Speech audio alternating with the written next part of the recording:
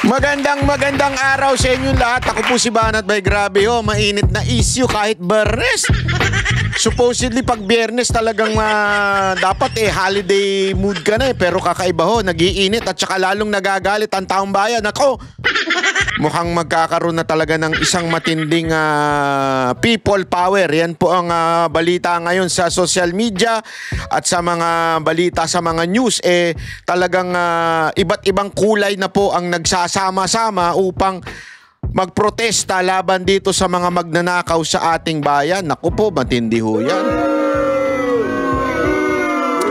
Alam nyo kasi, ladies and gentlemen, medyo hindi na nakakatiis Mamaya pag-uusapan natin yan dahil isa ho yan sa topic natin ngayon. Ano ba ang dapat nating gawin? Paano ho ba? Kasi yung iba, sabi nga nung iba, marami sa Pilipinas, keyboard warrior lang. Marami yung grabe makaano sa social media pero sa totoo lang wala naman pagdating sa tunay na tapang, wala. Pero pag-usapan natin yan, wag nyo kagad dinuhusgahan, kayo naman masyado naman kayo Malay nyo, di ba? Tulad nga ng mga darating pa mga araw, talagang sunod-sunod ang protesta. Ngayon pa lang nagsimula na, bukas meron din dyan sa EDSA Shrine. Naku po, patay tayo dyan. At yan po yung sinusuportahan din. Hindi ho organizer, linawin natin, hindi daw organizer ang maisog dyan, pero sinusuportahan po ng maisog. So ibig sabihin, dyan tayo susuporta. Ang isang mapayapang pagtitipon upang kalampagin ang ating gobyerno dahil tila pinagtatakpan na ho nila ang mastermind. Naku po. Gago! Alam mo, lagi nyo lang tatandaan ito, Pag ang sa protesta ay mukha lang ng mga Duterte ang naandoon, yan po ay isang political arm lamang, walang iba kung hindi ng kamera. Gago! Tandaan niyo yan Kailangan, kasi tandaan ninyo kasi nakikita ko ngayon, dun sa mga ulol na mga makakaliwang grupo, diyan sa mga komunista na yan, ang nandun lang na muka, si Diskaya, si Villanueva, si Estrada, ang mga Duterte. Sandali, hindi yan ang nabanggit Ang nagbanggit lang dyan yung sinungaling na si Bryce Pero ang talagang nabanggit nung una ay itong mga congressman at saka si Zaldico at saka si Romualdez. Bakit hindi yun? Ang ilagay nyo mga picture-picture dyan. At napapaghalataan tuloy na napag-utusan lang kayo ng kamera na ito huwag nyo kakalimutan, meron kayong budget. Binigyan kayo ng project. Binigyan kayo ng pondo. Hindi, sa totoo lang, etong mga putang inang mga makakaliwang grupo na ito, makinig kayo na mabuti sa akin. Makinig kayo mabuti. Kung talagang kayo ay makabayan, sige nga, ipakita nyo muna. Maging transparent nga kayo. Ipakita nyo muna magkano ang natanggap ninyong project o allotment o budget na ibinigay sa inyo nitong mga nakaraang taon. Sige nga, kung talagang kayo ay isang makabayan.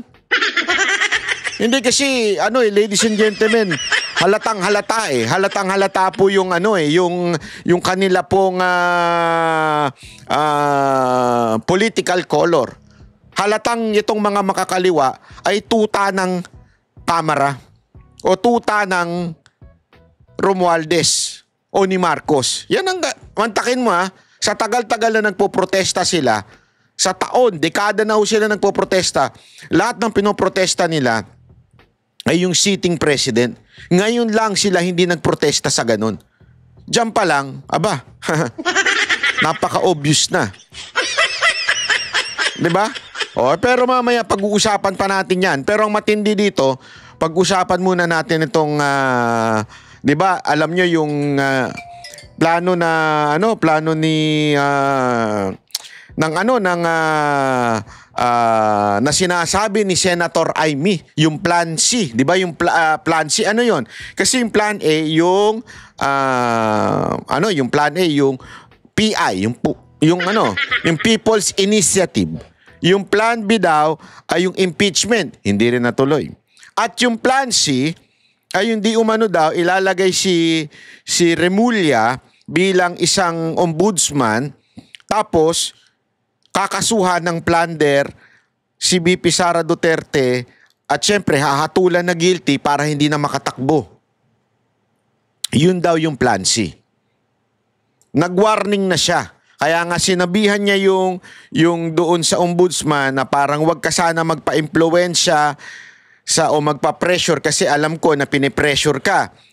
At ngayon, ladies and gentlemen, lumabas po yung desisyon. O, ayan. Ngunit, mamaya pag-usapan natin. Yan desisyon na yan, ano ang sinasabi dyan? Diyan sa desisyon na yan, sinasabi, parang na-dismiss na daw. Okay? Na-dismiss na daw yung kaso ni Remulla. So, sa madaling salita dito, nakalagay, Ombudsman dismiss cases against DOJ Secretary Remulla. Dismiss na daw. Okay? The Office of the Ombudsman clears. Ibig sabihin, klaro na siya. Pwede na siyang maging parang pagpipilian sa ombudsman. Kasi yan ang requirement Kailangan wala kang kaso. Kailangan clear ka sa ombudsman na wala kang kaso. So dito, the Office of the Ombudsman clears DOJ Secretary of Criminal and Administrative charges linked to the arrest and handover of former President Rodrigo Roa Duterte. So, ladies and gentlemen, dito pa lang, makikita mo na yung bias. Makikita mo na kaagad na nilulutong Macau na nila itong issue na ito. Bakit? Kasi sabi nga po ni Senator Amy, ayan ang pahayag ni Senator Amy. Sabi niya dito, basahin natin. May kaso pa rin si Secretary Boying Remulla dahil nag-file ako ng motion for reconsideration which is in all trial, in all proceedings. Meron talagang MR. Pag kunwari nag-decide ng court, sinabing ganito, pwede kang magpa-MR. Motion for reconsideration of the joint resolution of the Office of the Ombudsman na nagbabasura sa mga kaso laban kay Secretary Boying Remulla at iba pa.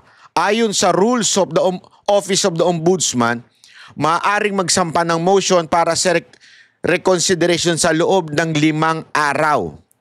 Agad-agad na nagsampa si Senator Amy. Inihain ko ang aking motion sa mismong araw na inilabas ang desisyon. Malinaw na naisampa ito ng nasa tamang oras. Ibig sabihin, paglabas ng desisyon, nagsampa kagad ng MR. Sa makatuwid, may nakabimbing pa ring kaso si Remulla sa Office of the Ombudsman. Anumang ombudsman clearance na nagsasabing kabaligtaran nito ay malinaw na hindi totoo at ang sino mang maglabas ng ganong clearance ay kasabwat sa panlilinlang na ito. Naku po. Para bagang sinasabi ni Senator Amy, since may MR and pasok yung aking pagfa-file ng MR within the 5 days, hindi pa ho clear si Remulla. So hindi dapat sabihin ng ombudsman na clear na siya. Kasi dito, sinabi na clear na po si Remulla. Di ba? Kasi pag sinabi mong clear, candidate na po siya for ombudsman. Ay nako, ladies and gentlemen. Sabi nga, sino mang maglabas ng ganong clearance ay kasabwat ng panlilinlang na ito. Gago! So dyan, ladies and gentlemen, mukhang merong ghost hand. Gago! Na gumagalaw sa loob ng ombudsman na tila mukhang ang papunta nito ay talagang gawin ng ombudsman si Remulla.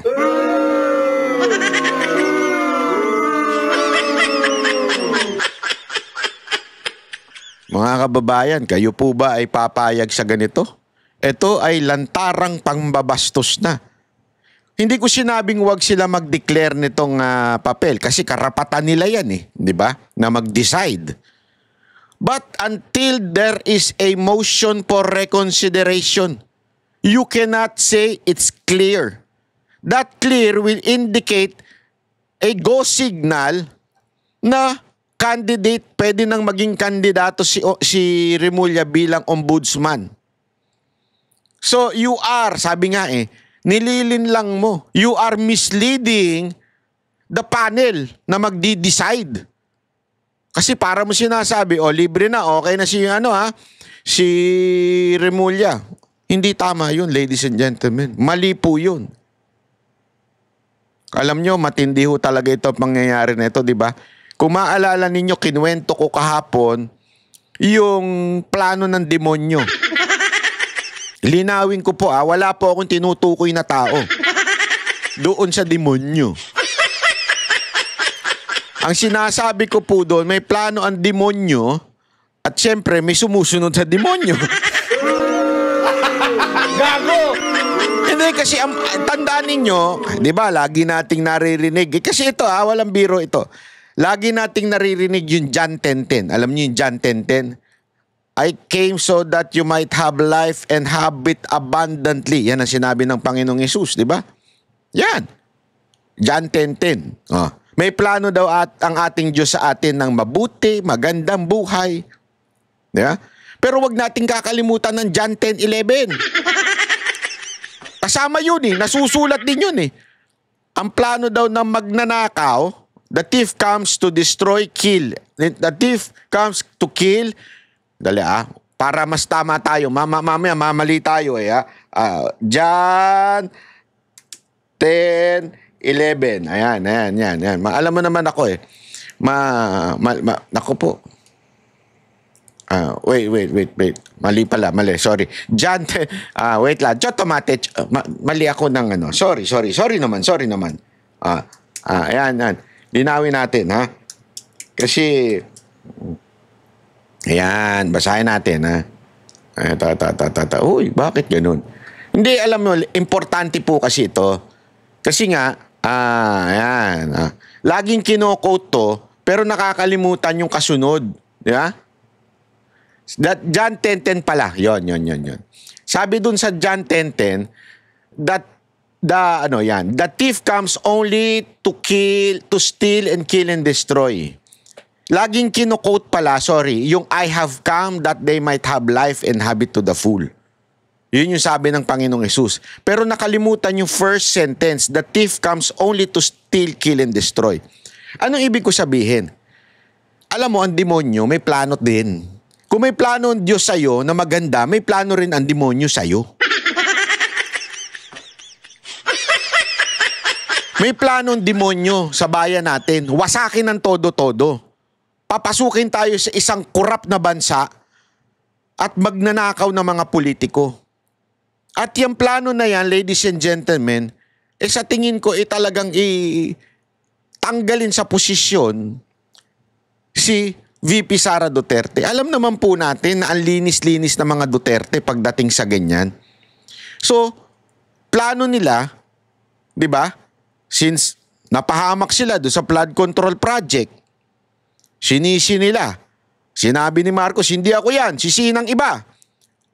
Nung tumatama na kay Romualdez at saka kay Zaldico, kailangan na silang gumawa ng plano. Isisi sa ibang tao ang mga Duterte at yung mga senador na kakampi niya.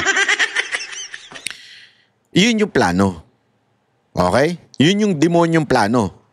Ngayon, ladies and gentlemen, kung sakasakaling hindi magtagumpay yun, kasi, talagang yung mga tao, kahit anong sisi mo sa mga Duterte, nasusuplak sila. Diba? Sinisisi nila si Pulong. Ladies and gentlemen, the problem is not the project. The problem is the ghost project. Ang problema sa Davao, kitang-kita nila yung proyekto. Sumusuplak sa mga mukha nila yung proyekto. Ibig sabihin, kahit sabihin mong, may allotment dyan sa distrito ni Pulong. Ang tanong, meron bang proyektong umusbong? Meron So, bumubuelta lang sa kanila yung kanilang paratang sa mga Duterte.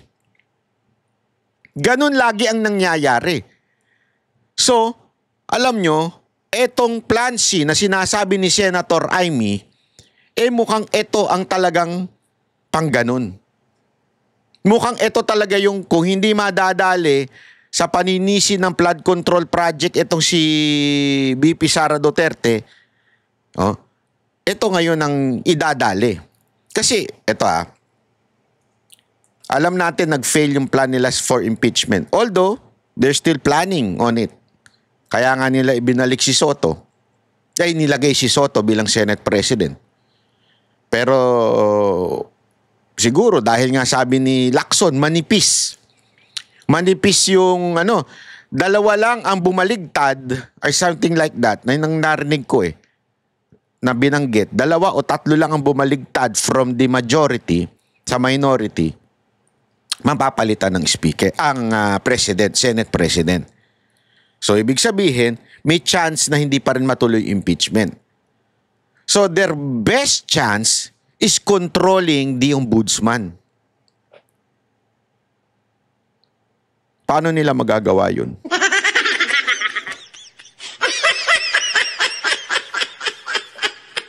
Maglalagay sila ng bata nila na alanganin. Alam naman po natin si Secretary Remulla, ang mga desisyon niya, alanganin.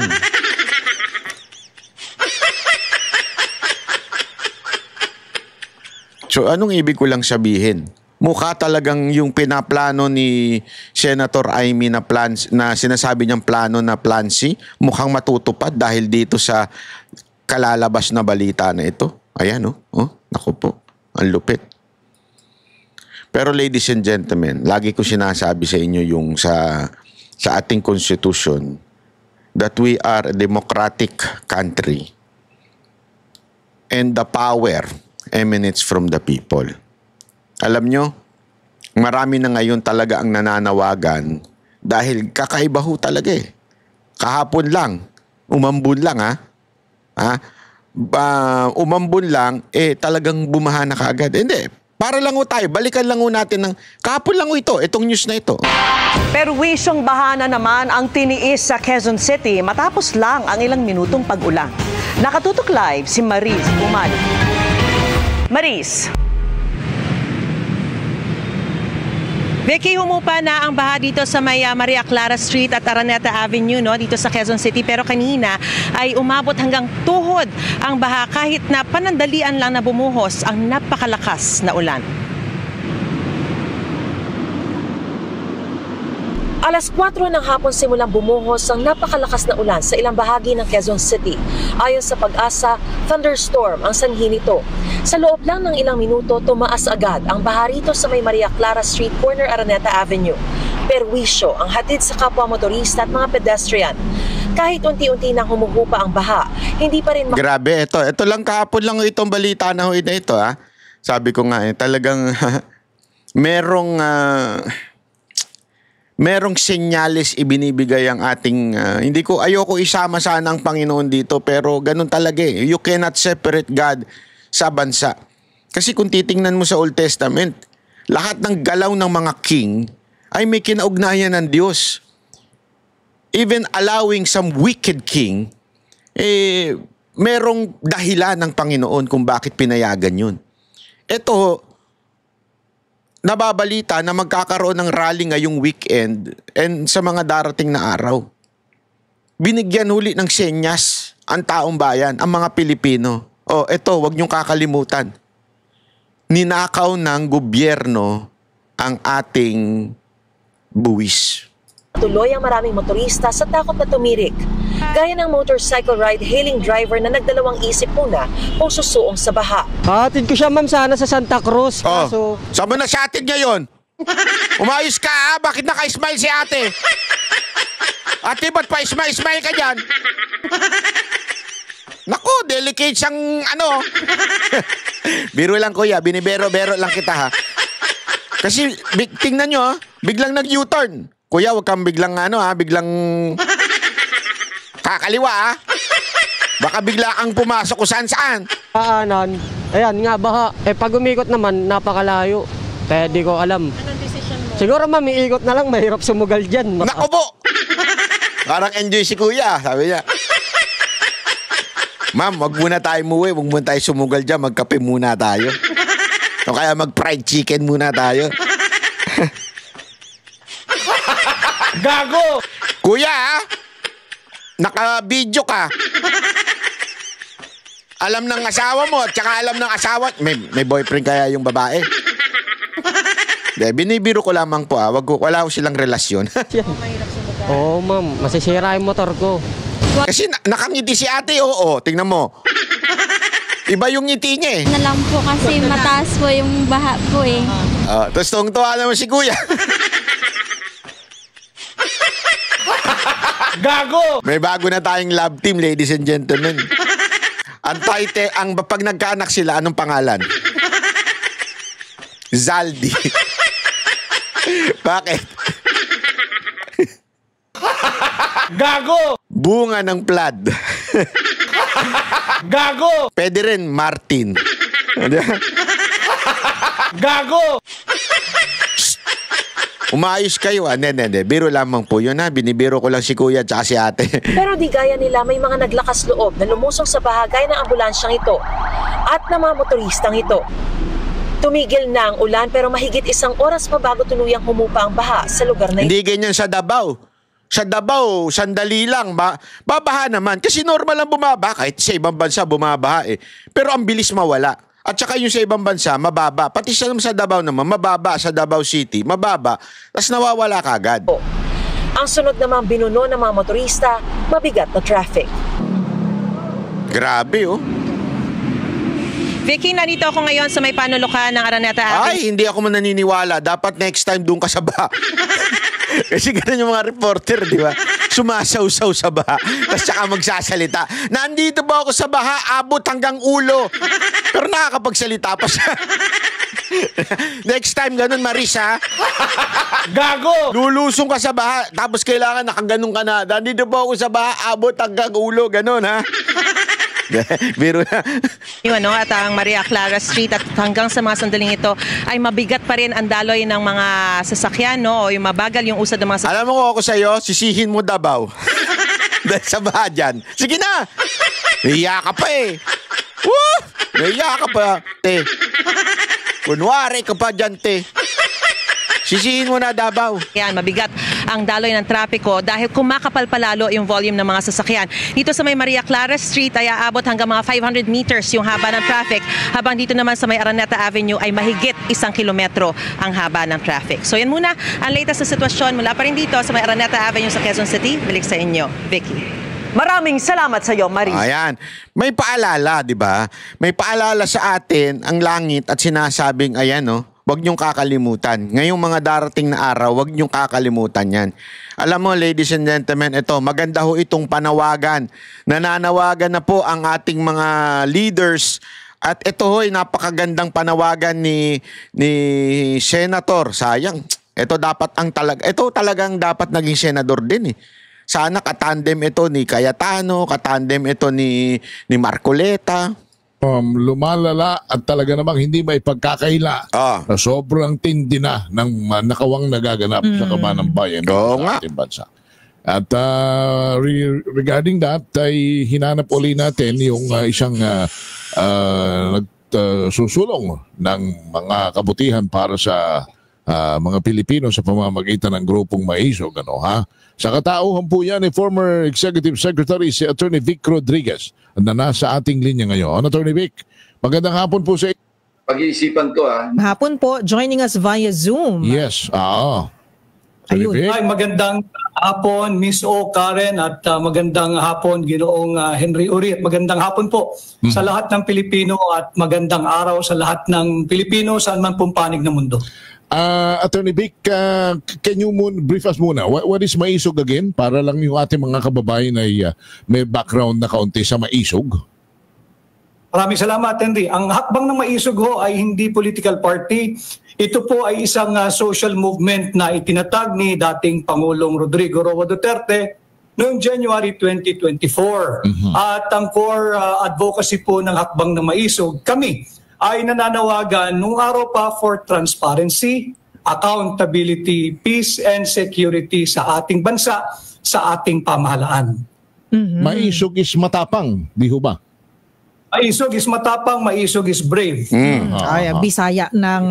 Maisog is salitang Bisaya. Yun. Okay. Maisog. Ayan. So, may we also know, Attorney Vic, medyo malawakan na rin po ba ang mga miyembro, yung mga kalahok, mga volunteers ng Maisog, itong movement po ninyo?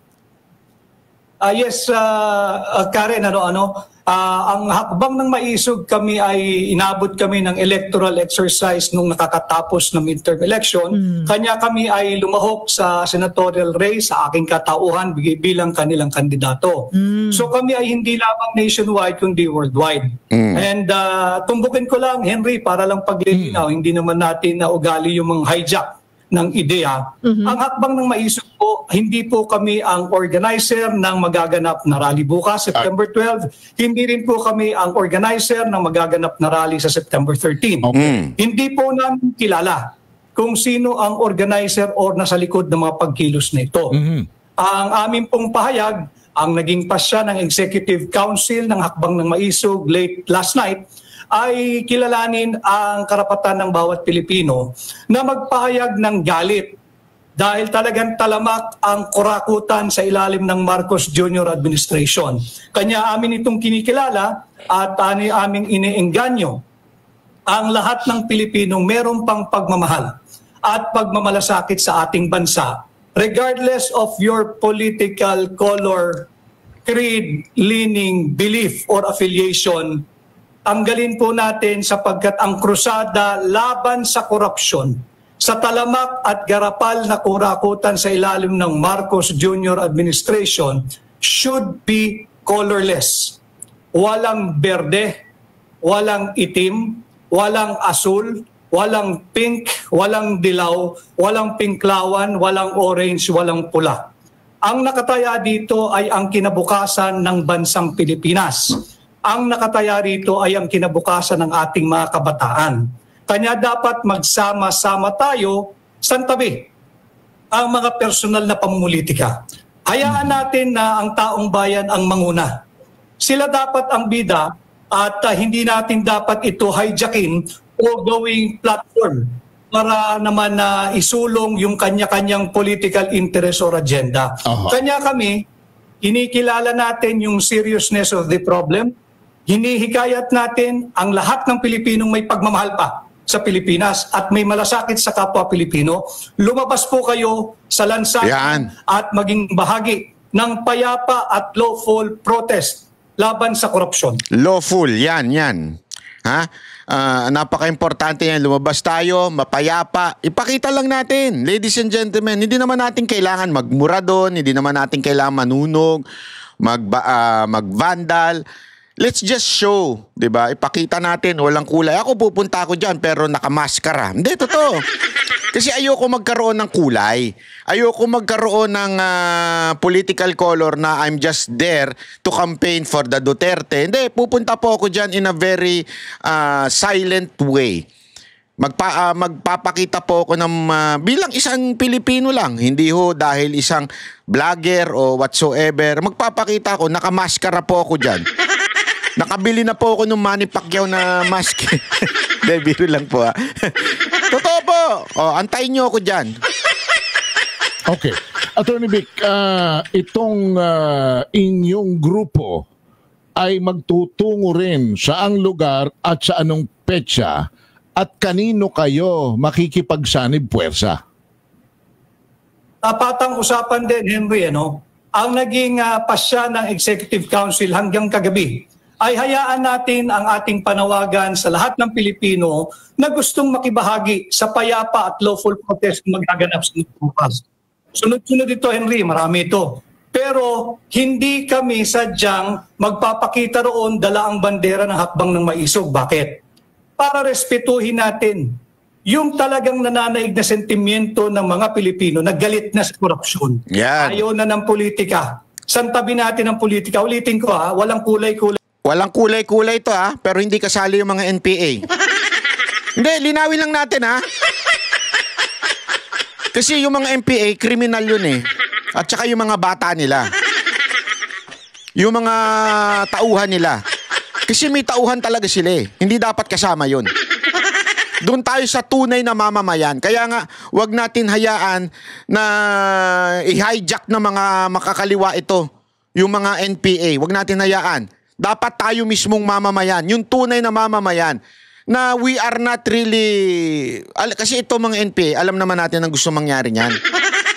Sakupin ng Pilipinas. Wag tayo doon. Dapat tayong mga mamamayan, tayo talaga yung mag-ingay. Dito. At nagmamasid ang pamamayang Pilipino. Kung sinong politiko or political group ang magsasamantala at gagawin kanilang platform ang mga magaganap na political rally sa mga darating na araw. Because, Henry at Karen, itong korupsyon, hindi lang ito political issue ha. Ito yung social, economic, even moral issue na ito. Kanya ito wala nang kinikilala ito. Sama-sama tayo rito. Kasama ka Henry, kasama ka rin, kasama ako, kasama tayo rin. So, Attorney Vic Rodriguez, sir, nabanggit po kanina sa mga interviews na si NCR PO ay on heightened alert. Marami pong mga inaasahan din po sila ng mga pagprotesta, mga kilos protesta. So, with this in mind, how will you also ensure na magiging well-organized? Nabanggit nyo nga po, peaceful, tahimik po, lawful. Yan po yung mga nabanggit nyo rin po. Ang magiging protesta po na magiging kilos protesta po natin, hindi po tayo lalampas, hindi po tayo aabot sa meron pong masasaktan, may mga masisira po na mga properties. Kasi alam naman po natin, social media, nakikita natin, na monitor natin, marami pong mga kilos protesta sa iba't ibang parte na po ng mundo due to corruption and due to civil unrest na rin po dahil sa pagpapatakbo po ng kanilang mga gobyerno at yung kanila pong mga issues, internal issues. So nakikita po yan ng mga kabataan, nakikita po yan ng mga kababayan po natin. How do we ensure naman dito po sa atin, lalo na po yung inyong mga kasamaan sa Maisog po, ay they will follow the rules and they will also respect the law when it comes to ito nga po, mga kilos protesta. Attorney. Ang hakbang ng Maisog, we have always been an advocate for respect for the rule of law. Ang aming panawagan palagi ay respetuhin, protektahan at kilalanin ang ating saligang batas. So wala kayong magiging problema sa mga kabahagi ng hakbang ng Maisog. In fact, let me just take this opportunity since nabanggit mo ang ating pambansang kapulisan. Ako po ay nangungusap at nakikiusap sa ating mga kasundaluhan, yung mga miyembro ng Armed Forces of the Philippines. Ganon din po ang mga miyembro ng PNP. Kayo po ang aming tinatakbuhan sapagkat naniniwala kami na nanumpa kayo sa katungkulan na ipagtatanggol ang ating bansa at ang interes ng mamamayang Pilipino. Huwag po sana ninyong hahayaan na magamit kayo at pigilan ang anumang lawful at peaceful na kilos protesta na magaganap. Hayaan po niyong magpahayag ang mamamayang Pilipino ng kanilang karapatan na meron pong garansya, nakaukit at nakasulat sa ating saligang batas. Huwag po kayong magpapagamit at sana let us respect the rule of law, let us respect yung mga Bill of Rights ng bawat Pilipino. Kayo po ay nanumpa na paglilingkuran ninyo, hindi po ang mga tiwaling politiko, kundi ang mamamayang Pilipino. Alright. Attorney Vic, so linawin natin yun Huwag sana kayo magpagamit kayong uniform personnel. Alam mo, marami yung nanonood sa ating mga pulis, tsaka mga sundalo. Again, it's lawful order. Follow it. That is your job. Pero pag meron ng unlawful order sa inyo, ilagay nyo lang sa isip nyo na kailangan natin ng mga bagong bayani. May mga pumapalag na sa kamera. Kita nyo naman, kahit yung isang parang medyo niloloko nga nila na parang may tama, pero at least pumalag. Diba? At least pumalag kay Speaker Romualdez. Marami na unti-unting bumabangon at lumalaban. Ibig sabihin, naninindigan. Kung ito mga to, kaya nilang lumaban at manindigan. Sana tayo rin, pag panahon, na utusan na kayo ng hindi tama. Diba? Lawful order, follow it. let's maintain peace. Pero kung uutusan kayo para lang pahirapan o para lang talagang anuhin ang mga ralista, sana po wag ho kayong pumayag. Right now, what exactly is your position within Maisog, and what is exactly your announcement dito po sa mga nangyayaring ito, lalo na yung pagpapahayag ng damdamin ng ating mga kababayan? Ano ang talagang inyong nais ipanawagan sa kanila? Ang ating panawagan sa ating mamamayang Pilipino, panahon na tayo ay manindigan. Ipahayag natin ang ating mga saloobin at prinsipyo ng payapa at naayon sa rule of law. Paulit-ulit tayong rule of law, paulit-ulit tayo ng ating saligang batas sapagkat we never espouse any violent form of protest.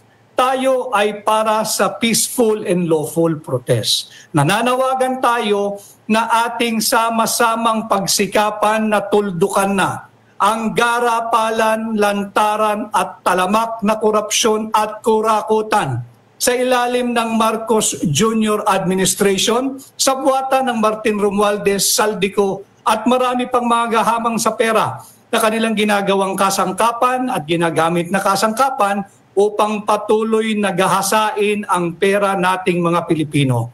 Trilyon-trilyon na, Henry, ang inuubos. Kayo dyan sa inyong istasyon, hindi nyo pa nahihipo yung inyong sahod. Tuwing kinsenas at katapusan, bawas na yung inyong buwis. Napakasakit, hindi ba? Nagtatrabaho tayo pare-pareho ng marangal, ninanakaw lang ang pera ng mga Pilipino. Yun. Panahon na iparinig natin sa pamahalaan, itigil na ninyo yang walang kapararakang pagnanakaw sa pera ng Pilipino. Okay. Nananawagan kami sa lahat.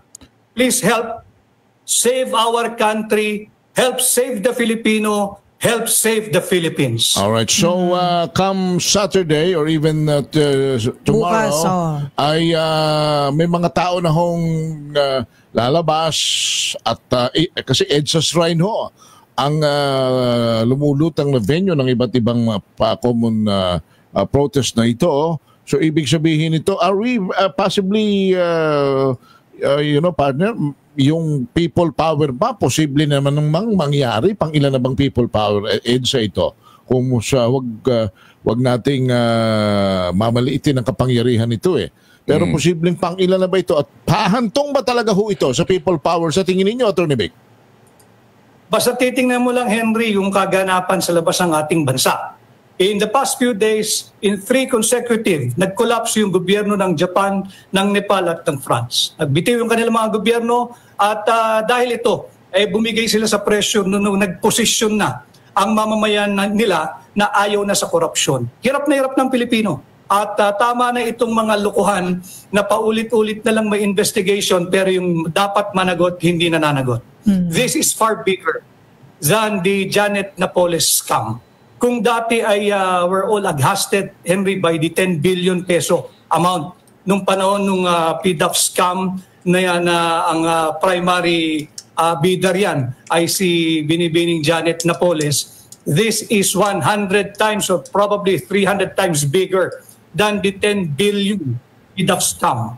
So dapat tayong magsama-sama, ulitin ko, para sa ating mga kabataan at darating pangsaling lahi, magtulong-tulong po tayo.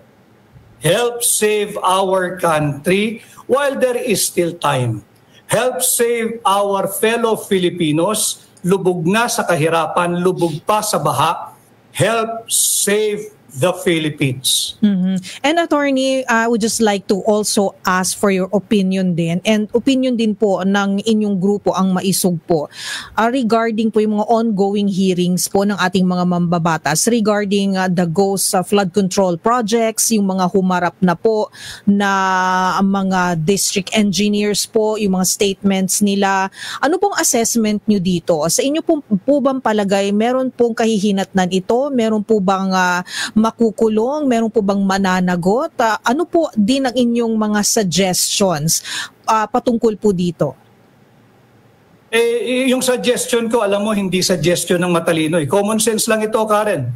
Yung sinasabi ng mamamayang Pilipino, ibalik ninyo si dating Kalihim Manny Bunuan. Ipatawag ninyo yung dating Undersecretary Robert Bernardo. Ipatawag ninyo yung lumalabas sa pangalan na Pahati Construction. At isagutin lamang ng Senado. Just give us one good reason, ang mamamayang Pilipino. Give us one good reason kung bakit kinakailangan palitan ang chairman ng Blue Ribbon Committee kung talagang totoong investigasyon at pananagutan ang gusto nating gawin. Just one good reason. Sapagkat pangalawa, pangatlong hearing pa lamang, nasa tamang direksyon naman at mistulang natutumbok na yung ulo ng pugita, biglang ang pinutol na ulo, yung ulo ng chairman ng Blue Ribbon. Just give us one good reason. Kaya nga tayo ay nanghihikayat sa lahat ng... Yun na nga ho, ladies and gentlemen. Napaka-importanting maunawaan natin ito. Ang pinugutan talaga, alam mo, sabi ni Marcoleta, napanood ko kanina lang, at sabi ni Marcoleta ay siya naman talaga ang target. It's nadamay lang si Chis Escudero. Yung mga akusasyon kay Chis, kay Estrada, yung akusasyon dito kay Villanueva, sa tingin ko, ladies and gentlemen, hindi ko kinakampihan si Estrada at saka si Villanueva. Pero pareho yung cases nila, dismiss. Yung dati nilang cases. When you say dismiss, ibig sabihin nun, wala. Ibig sabihin, hindi yung sila guilty. But again, because they are, quote-unquote, na nasira na in the eyes of the public, mas madali na silang gawa ng propaganda. So, ano ibig sabihin nun? Silang parehong nakadikit kay Chis Escudero. But the main target is really Marcoleta. Kasi nga, kailangan matanggal ni Marcoleta sa Blue Ribbon para talaga hindi mabuking yung the name that cannot be mentioned. Ang problema, hinayaan ni Marcoleta yun na talagang ayan na, dire-diretso na. So, naghabol sila ngayon. Kaya pinalitan po si Chis Escudero. Kaya damay-damay na. But the real target is Marcoleta. Alam mo ngayon nga, ladies and gentlemen, sa social media, nagulat ako kasi dati, nagagalit yung iba sa akin pag sinasabi kong si Cayetano. Di ba? Totoo. Maraming nagagalit sa akin nun O sasabihin nila, lalong-lalo na yung propaganda nung luka-luka. Naalala nyo? May propaganda yung luka-luka dati na tungkol kay Cayetano di ba? Tapos ngayon, nananawagan ng mga iba't ibang page na palitan na si Soto at si Cayetano ang ipalit. As a matter of fact, papakita ko sa inyo ito kasi eto, ako hindi hindi ko pa nga sinasabi. Wala pa akong post tungkol dyan Nagulat lang ako kasi nakita ko sa mga iba't ibang post at ibang vlogger, etong ganito, yan. Gusto nilang papalitan talaga si Cayetano, si Soto kay Cayetano, di ba? Bakit gusto nila si Cayetano? Kasi nga, si Cayetano, yes, he could be a Duterte secretary before and he belongs to the minority, pero pag tumingin po siya, very objective. Tapos titingnan nyo ito, pinaboboto nung isang page. Tingnan ninyo Papakita ko sa inyo yung naging botohan dito. Ito. Ayan ang naging botohan. 93,000 na nagsasabing gusto na nila si Cayetano. Dati-rati ayaw nila Ayoko naman sabihin yung I told you so. Ano ba yung yung may gusto lang kay Soto? Chichi. Hindi ho yung pangalawa Ewan ko nga bakit meron pa yung pangalawa yung lang 4,000 lang. Kay Cayetano 93,000. Ganyan ang nangyayari, pero hindi ko maintindihan. Bakit ang mga politiko natin ngayon nagbubulag-bulagan sa katotohanan? Ang mga politiko natin ngayon talagang wala na, parang hindi na nakikinig sa mamamayan. Iyan ang katotohanan. Ang sa kanila, yung interes maprotektahan. Yung kanilang Panginoon, yung pangalang hindi pwedeng manggitin, ay dapat nang maprotektahan. Hindi, alam nyo kung bakit? Sabi ko nga sa inyo Yun na yung, di ba yung kinikwento ko sa inyo, yung general? Yun na yung general Pag yun nadali, yung hari, delicates. Huling defense na yung general. Yung sino yung general? Yung pangalang hindi pwedeng banggitin. At sino ang tatamaan? Yung hari. Kasi again, eto bakit ba pinupunto natin na si Marcos pa rin ito? Ladies and gentlemen, hindi niya nakikita na ang may kasalanan, etong pinsan niya. Sabi ko nga dalawa lang Tanga siya o kakuntsaba siya? Ano sa tingin niyo dun? Which is which? Tanga ba siya o kakuntsaba siya dito sa sindikato ng korupsyon sa Pilipinas? Sige, kayo nga sumagot. Number 1, tanga lang siya. Number 2, kakuntsaba siya. Number 3, all of the above. Di ba? Gago! Pwede ba? Pwede ba? Lahat ng manunood dito, magkomento naman dyan. Sige na. Kahit nanonood kayo sa telebisyon, kasi marami daw dito na nanonood sa kanilang telebisyon. No, marami lumalapit sa akin nagsasabi, ang liit mo pala, Banat Bay. Kasi ang laki mo sa TV. Natural, ang laki ng TV ninyo Siyempre malaki ako dyan. Liitan nyo yung TV nyo, liliit din ako. Biro lang. Sa mga nanonood sa TV dyan, hello! Binabati ko yung yung may lumapit sa akin kahapon, yung pangalan niya, si ata yun. Habang kumakain ako, may lumapit sa akin. Yung isang, doon, supporter, sabi niya, si Judy ba yun? Supporter mo ako, shout out mo naman ako. Shout out! Next time, sisigawan talaga. Pag nakita kita, sisigawan kita sa tenga. Biro lang Diba? Ito. Maganda itong panawagan ng isang isang langanin. Hindi, kasi tama. Sabi ko naman sa inyo, pag tama palakpakan, pag mali banatan. Maganda yung panawagan nitong isang to Kung matatanda ninyo, nung nakarang linggo, hiniling ni Congressman Chel Diokno na mag-full disclosure muna ang lahat po ng miyembro ng House Special Oversight Committee na kung tawagin ngayon ay Infracom. Ang sabi kasi ni Diokno, mahirap naman na imbestigahan ng Infracom ang mga anomalya sa mga flood control projects kung mga miyembro mismo nito ay merong conflict of interest. Ang dami kasing ulat na may mga congressman na may koneksyon, direct or indirect, sa mga kontratista.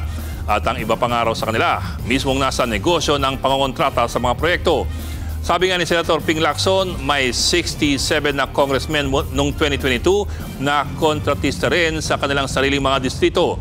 Sa kabuuan po, meron po tayong 317 congressmen. So, bale 21% po yan ng Kongreso. Ibig pong sabihin, higit isa sa bawat 5 congressmen, mga kontratista raw ayon sa impormasyon ni Lacson. Ngayon, balik tayo dun sa mosyon ni Congressman Chel Diokno. Lahat ng miyembro ng Infracom dapat nang mag-disclose ng conflict of interest kung may kinalaman sila sa pangongontrata ng mga proyekto ng gobyerno. In-approve kasi ng Infracom ang mosyon at binigyan ng 5 araw silang lahat para mag-full disclosure. At iniintay pa natin ang kabuuang resulta niyan. Pero kung pagbabanggain mo po ang sinaliksik ng PCIJ at ang mismong lista ng mga miyembro ng Infracom sa Congress website, ngayon pa lamang, meron na po mga pangalan na medyo obvious. Halimbawa, ang House Infracom, binubuo po ng 3 House Committees, ang Public Accounts, Good Governance at ang House Public Works Committee. Ang House Public Works Committee naman, meron pong 20 Vice Chairman.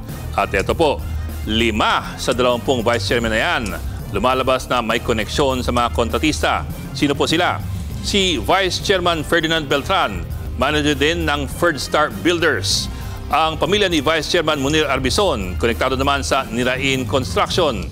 Si Vice Chairman Carlos Loria, presidente po ng Macapa Construction. Pamilya ni Vice Chairperson Augustina Pancho, may-ari ng CM Pancho. Ang pamilya naman ni Vice Chairperson Alisa Gonzales, may-ari ng AD Gonzales Construction. ito pa lang po ay mga vice chairman ng isang subcommittee ng Infracom. Hindi pa natin nasisilip yung ibang opisyal ng ibang subcommittees at ang kanilang mga miyembro. Ang tanong ngayon, una, ano kaya ang kanilang Nakikita ninyo, ladies and gentlemen, di ba, mga kontraktor? Tapos isisisi nyo sa Senate, mga putang ina nyo. Sasabihin ninyo, malinis kayo. Di ba isang malaking katarantaduhan yan? Guys, sa kanilang disclosure sa Infracom. At pangalawa, kung sila ba ay mag-i-inhibit sa anumang investigasyon na gagawin ng kanilang komite. Mga kapatid, Ed Lingaw po. Yan yung sinasabi natin eh. Napaka-obvious eh. Ngayon, bayani pa sa kanila si Bryce. Napaka-obvious. Kasi si Bryce walang binanggit na congressman. Tangina sa dami ng kontraktor, ano to, gaguhan? Alam mo, pinakagago talaga kayong kamara eh. Dahil sa inyo talaga magagalit ang taong bayan. Magagalit talaga ang taong bayan dahil sa inyo eh. Tinatarantado ninyo eh. Harap-harapan eh. Ultimo ngang mga congressman ninyo naggagalit na sa kapwa ninyo congressman eh. Nagagalit na sa leadership nyo, tas ngayon gagaguhin nyo. Diba? Sa Senado, sinubukan nyo pang kontrolin. Sino ba nagsabi? Si Soto mismo nagsabi, ano? Diba? Nag-intervene si Martin Romualdez para hindi dalhin sa Senado. Dalhin na lang sa Krame o kaya ito. Ngayon, nandito ngayon sa Pasay City Jail para mas malapit sa casino. Sa bagay, pwedeng, di ba, uso naman dati, nababalita yung lumalabas. Ewan ko, hindi ko naman siya nasabi lumabas siya. Yan yung nakakainis eh. Yung, alam mo yon, yung niloloko ka na ng jowa mo, ididikdik pa. Hindi, alam mo yung jowa mo, kunwari nagloloko yung jowa mo. Tapos sasabihin pa sa'yo, ikaw kasi. Kasalanan mo kasi ganito ka. Kaya nagkanap ako ng kapalit mo kasi ganito ka. Idinikdik pa sa'yo eh. Ikaw pa may kasalanan ngayon, siya na nga yung nangaliwa. Siya na nga yung may kabit. Tama mali. Di ba, yun ang nakakabuisit eh. Alam nyo, may matindi yung ano ito. May papakita ako sa inyo, napakaganda na tong parte na sinabi ni Marcoleta dito eh. Ito lang, pakita lang natin. Ito. Wait baka iba'y lumabas. Delicates. wait lang. Wait lang. Uy, bakit ayaw? Ito naman bakit ayaw lumabas tong kay Mark?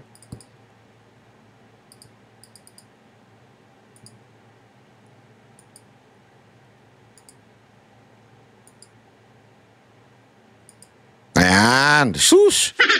Kinabahan ako doon, baka ibang window lumabas dito. Ayop. Pakinggan natin.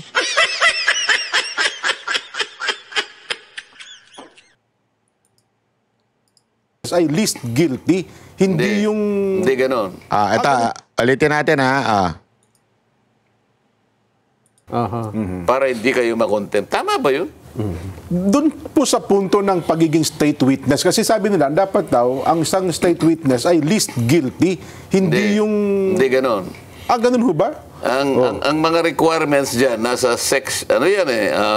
Republic Act 6981. Okay. Basahin niyo yung Section 3 at saka yung Section 10, pagsama-samahin nyo. Ito yung mga requirements ngayon sa aking pagkakatanda. Una, yung offense, yung krimen na kung saan dapat siyang tumestigo is a grave offense. Grave talaga to, plunder ito. Wala kang ibang makukuhang tetestigo.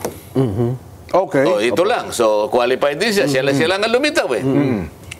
Kaya sabi ko, makipag-unahan kayo kasi kung sufficient na to, hindi ko na kailangan yung iba. Kasi hindi na kayo magkukwalify. Tama po, sapat na nga po na. Hindi na kayo magkukwalify dito sa isang requirement. Kung nakipag-unahan ngayon yun. At yung kanyang testimony can be corroborated in material facts. Ibig sabihin, makukunan niya.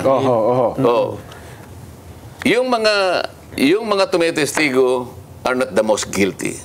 Yan. Yun ang requirement. Pagkatapos, meron pa sinasabi ron, nanganganib ang buhay, ang kanilang magkaiba kasi yun eh. Ang sinasabi ng isang opisyal na loko-loko, sabi niya, dapat daw least guilty. Pag sinabi mong least guilty, yung hindi pinaka-guilty. Hindi yun ang nasa batas.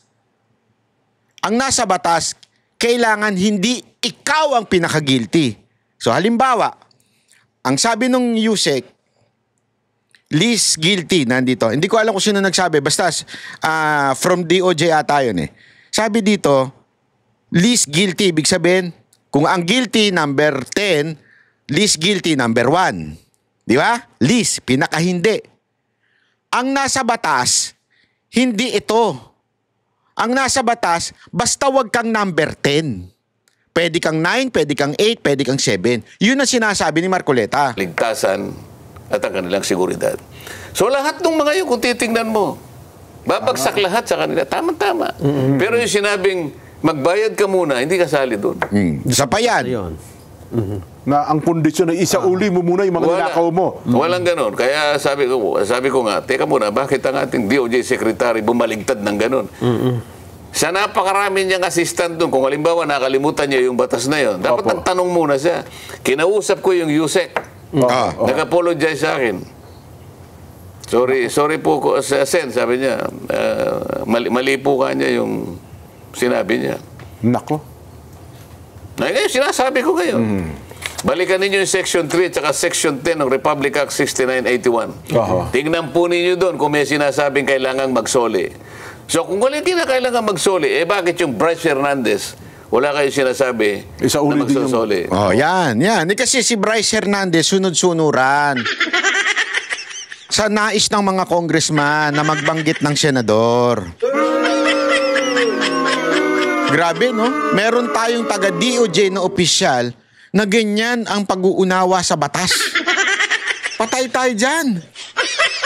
Sarswela na talaga itong gobyerno natin. Buti talaga meron tayong mga Marcoleta sa gobyerno, no? Oo nga pala, no? Oo. Isa rin sa may pinakamalaking... Ang nangyayari ngayon sa nakikita ko, yung aming Pangulo ng Senado, mas gusto niyang proteksyonan ng mga congressmen kaysa sa mga senador. Naku po, patay tayo dyan. Kaya kayo nung binanggit ni Bryce Hernandez ang Senator Jinggoy at Senator Joel, ayun. Pinutektahan si Hernandez. Si Hernandez ang nakaproteksyon ngayon. Kung sinabi ko, teka muna, bakit ka ako nasa krame? O di nagtalo-talo kami. Ay siguro, alam nila, hindi nila mapangangatwiranan. Bumaba siya. Kaya ko lang naman ginawa yun. Sabi niya mamaya kapag tayo ang nanghiram, hindi rin tayo pahiramin. Ano ba ito? Hiraman ba ito? Yun nga ang punto. Yun ang lumabas doon sa iyong pagpupulong sana. Pero sinabi ko sa kanya, ano ngayon kung hindi tayo pahiramin? Marami naman tayong sarili. Iyon pa na yung katwiran niya. Kaya niya daw ginawa yun sapagkat baka sakaling manghiram din ang Senado. Ako lang ako, hindi ako nanghihiram. Bakit hindi mo ako kinonsulta? Bakit kita ko konsultahin? Ako ang Senate President. Yun po ang kanyang katwiran ako pa yung chairman That time, Nung i-commit mo siya sa Quezon City, sa Krame, hindi napalitan ka na nun Hindi ka ako. Tingnan mo ka ako itong account ng news. 2:15. Nung maalis ako ng chairman, 5:24. Yun pa yung palagi mo ka niya. Ako ang chairman Hindi mo binasa yung Section 6 ng ating tuntunin. Basahin mo. Ano nakalagay doon, Sen? The committee alone. Sabi niya. Ako lang. Bilang kayo chairman ng komite. Sige, kausapin mo.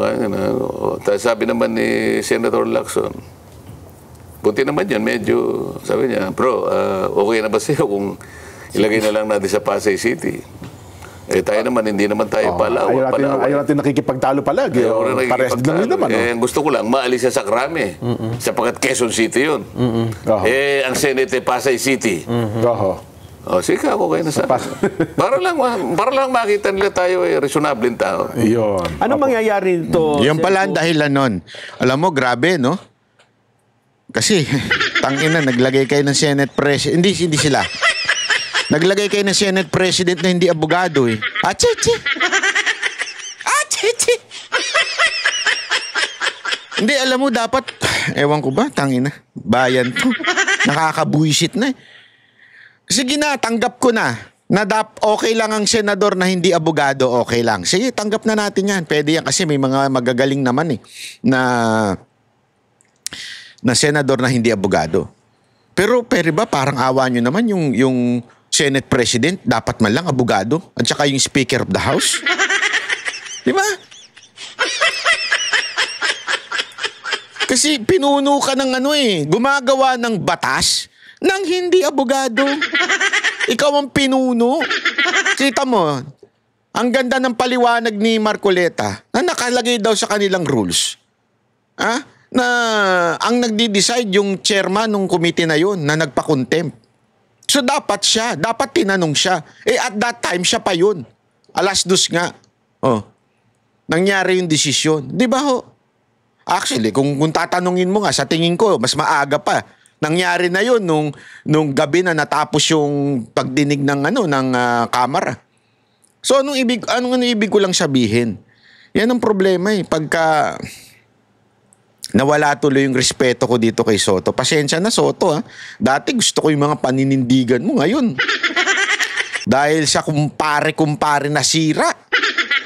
Sabi nga nila, diba? Paano mo malalaman ang ginto ay tunay pag dumaan sa apoy?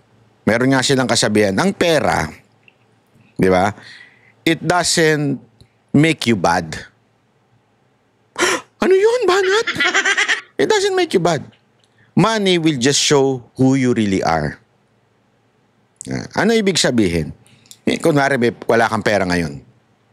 Nagkapera ka. Hindi ibig sabihin masama yun na magkapera ka. Hindi. Ipapakita lang nun kung anong talaga yung karakter mo. Power, money, it will only show kung anong klase kang tao. Pag dumating ang pagsubok, hindi niyan, alam mo yon, somewhere out there na kaya kong magbago ngayon, kaya kong maging tapat ngayon. Hindi. Ipapakita lang niya yung tunay na karakter mo. Kung sino ka talaga. Ngayong mga pagsubok na nangyayari, nakikita tuloy natin ang tunay na kulay nitong mga senador na to. Itong si Soto, bagsak. Kakahiya.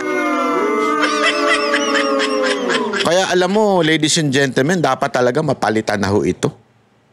Hindi, again, si Cayetano, objective eh. Hindi ako unang nanawagan dyan ha. Sa social media, lumalabas na yan, tumetrending ho yan. Bakit to? Again, kung pwede lang sana si Marcoleta lang din, kaya lang kasi siyempre baguhan siya eh. First timer. So, at saka mas maganda doon siya sa Blue Ribbon. Kasi hindi naman pwede ang Senate President. Hindi ko alam kung nasa rules nila yun ha. Pero awkward naman kung ang Senate President pa mismo ang nasa Blue Ribbon. So I think Blue Ribbon is good for Marcoleta. Pero sana, pagdating sa Senate President, sana si Cayetano. Sana yung objective. Kasi kung ang dahilan nila, si Chis Escudero ay sinasangkot nila somewhere. Kasi yun ang dahilan nila kuno eh. Yan ang pautot nila eh. Yeah? Pautot lang nila yan. Pero the real target is Marcoleta. Bakit nyo kailangan tanggalin si Marcoleta? Sige. Bakit nyo kailangan maglagay ng isang Senate President na tuta ni Marcos o bata ni Marcos? Dapat maglagay kayo ng Senate President na independent. If you want to have an independent Senate, you should put an independent senator. Sino yun? Cayetano. Remember, maraming nagalit sa inyo noon. Bakit siya tumatakbong independent? Bakit di siya sumama sa kampo ng mga Duterte. Now we know. Now we understand why. Diba? It will bring him to a higher position. Kaya sana ipanawagan natin ito. Kasi itong maman to hindi nasangkot sa kahit anumang korupsyon. Ipanawagan po natin. Again, wala akong pakinabang dyan. Ang tagal na namin hindi nakikita niyan. Baka akala ninyo may motive. Wala po akong... As a matter of fact, hindi nga akong nanawagan dyan eh. Marami ho sa social media ngayon, tumingin kayo mga vlogger, marami ho ang nanawagan na siyang ilagay. Kasi nga, hindi rin naman maganda kung from the Duterte camp manggagaling, di ba? Kailangan talaga ng independent lawyer, Senate President. At Cayetano is the right man. Yun lang, sana ho panawagan natin. At sa mga sasama ho, sa mga rally, maging mapayapa ho tayo. Always. I understand the anger na nangyayari sa atin ngayon because of these corrupt politicians. Nakikita natin what is happening in Nepal, what happened in Indonesia. But it doesn't mean we have to copy them. Ako, I'm not in favor of any violence kasi mahirap po yan. Sa violence, madadamay kahit inosente. Ayoko ng ganun. Let us not put it in our hands. Sabi ko nga sa inyo sa buhay, lagi nyo natatandaan to, pag ikaw dumaan sa problema, dalawa lang yan. Your way or God's way. Your way to be violent, diba? To do illegal way. God's way is to protest peacefully and lawfully. Ano tayo? Kasi nasa Biblia naman po yun eh. Nasa Biblia naman po na tayo ay pwede magprotesta, pero may pagrespeto. Diba? And we can say na resign Marcos, hindi ko masama ho yun. Kung gusto nating pag-resignin, resign all the officials, walang problema yun. Like Romualdez, diba? Walang problema yun. Pero kung tayo ay mananakit na ng kapwa, malaking problema po yun. Huwag po natin sanang ilagay sa ating kamay ang batas. Peaceful and lawful lang po, mga kababayan. Hindi ho natutulog ang Diyos. Maraming salamat po.